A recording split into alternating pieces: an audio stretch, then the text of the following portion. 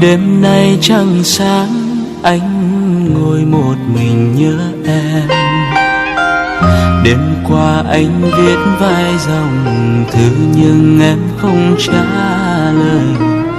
Cây tre đầu ngõ đung đưa theo làn gió nhẹ. Trăng vẫn sáng, gió vẫn đưa, anh vẫn buồn. Không gian lặng vắng, mắt anh sầu em ở đâu.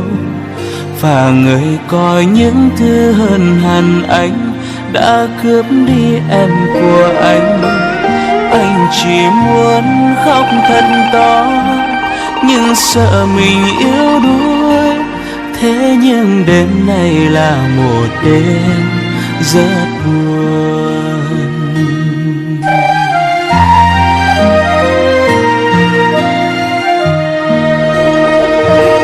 Sương rơi lạnh, cánh tay anh ướt đẫm nước mắt. Anh nhớ hình dáng lúc trước khi anh vẫn còn có em. Em hiền hòa, em đậm đà, em từng là người rất thương anh. Nhưng vòng tay anh không thể giữ, không thể ôm trọn lấy em. Anh tuyệt vọng, đau trong lòng chẳng dám nói ra. Chỉ có thể yêu lòng mỗi khi đêm xuống một mình.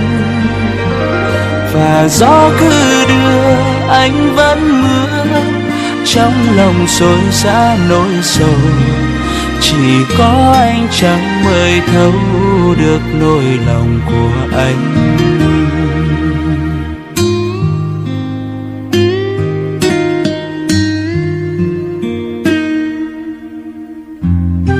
Thính giả đang nghe bài Mưa trong lòng, sáng tác và trình bày của Trịnh Đình Quang và bạn Nhật Thành dành tặng các bạn làm chung, những bạn đang nghe đài và các anh chị trong ban biên tập.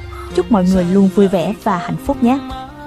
Anh sầu em ở đâu, và người coi những thứ hơn hẳn anh đã cướp đi em của anh. Anh chỉ muốn khóc thật to nhưng sợ mình yếu đuối. Thế nhưng đêm này là một đêm buồn lắm.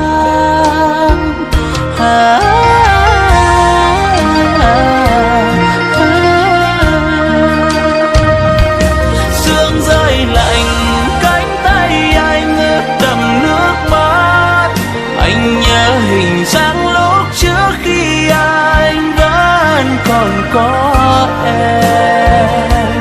Em hiền hòa, em đậm đà, em từng là người rất thương anh. Nhưng vòng tay anh không thể giữ, không thể ôm trọn lấy em. Anh tuyệt vọng, đau trong lòng chẳng dám nói ra.